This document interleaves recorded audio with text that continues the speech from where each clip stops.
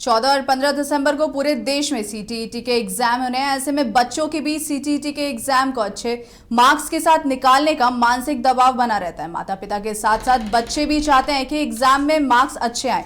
आखिरकार बच्चों के मार्क्स कैसे अच्छे आएंगे और उन्हें क्या करना चाहिए, क्या नहीं करना चाहिए, इन्हीं सब विषय पर टीसीएच कोचिंग के डायरेक्टर और सीजीपी गुरु सौरभ झा से खास बातचीत की हमारे संवाददाता महीपराज ने।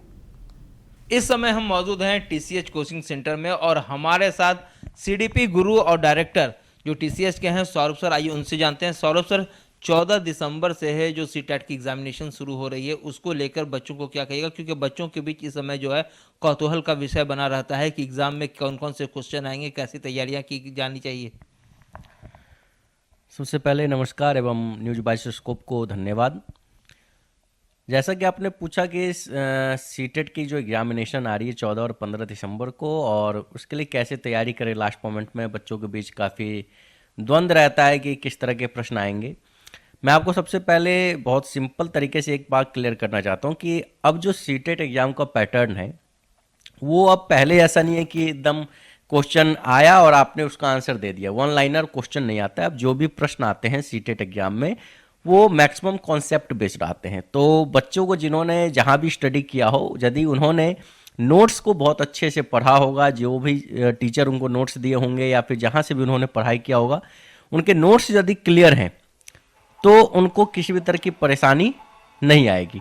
और रही बात, तो अभी लास्ट मोमेंट जो अब 4 से 5 दिन का टाइम बचा है, उस 4-5 दिन में बच्चे अपने ऊपर प्रेशर ना लें और नई कोई भी टॉपिक को ना छुएं तो ज़्यादा बेहतर है। क्योंकि नए टॉपिक को यदि वो देखते हैं तो उनके मन में एक ये चीज़ डर सा पैदा हो सकता है कि अभी तो हमारी ये सारी चीज़ें बची हुई है पढ़नी इन चीज़ों को। तो उससे बेहतर कि जो चीज़ें आपने पढ़ ली है, जिन चीज़ों के बारे में आपको नॉलेज अच्छा हो चुका है, उसको आप बेहतर तरीके से रिवाइज करें और दिन में 1 से 2 सेट जरूर मारें। और सेट का जब आप आंसर मिलाते हैं उस समय ये भी देखें कि आपने कौन से तरह के क्वेश्चन को गलत किया है और उसको उसी टाइम आप थोड़ा सा नोट से या किसी बुक से आप उसको मिला लें कि किस कारण से आपके क्वेश्चन गलत हुए। हमारा एक क्वेश्चन और है कि जिस तरह से आपने अभी कहा कि प्रेशर ना लें, क्योंकि बच्चों में देखा जाता है और गार्जियन में देखा जाता है जैसे जैसे एग्जाम्स जो पास आते हैं वो अंडर प्रेशर होते जाते हैं।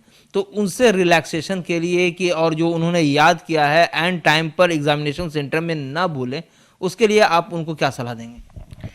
उनके लिए यही सबसे बेस्ट सलाह है कि मतलब लास्ट के जो 2 डेज हो उसमें वो किसी भी तरह से प्रेशर ना लेने से बचने के लिए उनको बुक और नोट्स इन सब चीज़ों से थोड़ी सी दूरी बनानी चाहिए और घर में एक हेल्दी इन्वायरमेंट बनाए, हंसी खुशी का माहौल बनाए, किसी भी तरह का प्रेशर ना। और ये सोचे कि हमारी ज़िंदगी का अंतिम इम्तिहान नहीं है, क्योंकि सीटेट एग्जाम पास कर लेना या फेल कर लेना आपके भविष्य को तय नहीं करता है।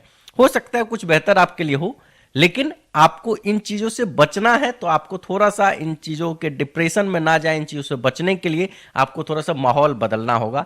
मतलब लास्ट डे तक आपको कॉपी किताब से जुड़ के नहीं रहना होगा, थोड़ा सा उससे दूरी बनाना होगा। सर कि कितने लोग होते हैं कि बस रटो विद्या करते हैं कि एकदम काफ़ी ज़्यादा पैनिक हो जाते हैं, पढ़ते रहते हैं, भाई एग्ज़ाम है या ऐसे है, तो उन सभी प्रेशर से अलग हो।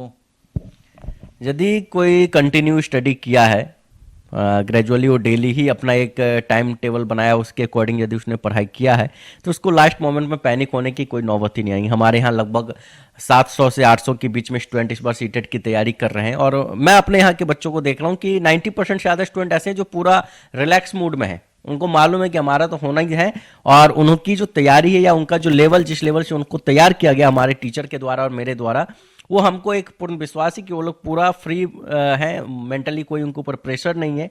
सिर्फ एक कारण है कि उन्होंने कंटिन्यू एक ही काम को किया है, वो लास्ट मोमेंट के लिए नहीं बैठे थे। यदि कोई लास्ट मोमेंट के भरोसे बैठेगा कि हम इस टाइम पे पढ़ लेंगे लास्ट 10 डेज में, तो फिर तो प्रेशर आएगा ही। तो बेहतर है कि यदि आपने शुरू से पढ़ा है तो आप उस चीज़ को कंटिन्यू बनाए रखिए, आपको कभी टेंशन ही नहीं होगा, कोई प्रेशर नहीं बनेगा। देखिए, हमारे साथ सीडीपी गुरु सौरभ सर थे जिन्होंने साफ तौर पे कहा कि अब चूंकि मात्र महज 4 दिन बचे हैं एग्जामिनेशन में और इसको लेकर जो स्टूडेंट हैं, सीटेट के स्टूडेंट हैं, वो पैनिक ना हो। अब वो थोड़े हल्का फुल्का रिवीजन करें, इंजॉयमेंट मूवमेंट हो और जो उनके पेरेंट्स हैं उन्हें भी कोशिश करना चाहिए कि घर का वातावरण जो है, वो इन्वायरमेंट जो है, वो हमेशा बच्चों के लिए हेल्पफुल हो। सहयोगी राजेश के साथ महीपराज बाइस्कोप। 5 राज्य, 61 शहर, 150 प्रोजेक्ट और एक वास्तु विहार, नई सोच, नया घर। बनाए रखिए अपना प्यार, सेवा में है वास्तु विहार।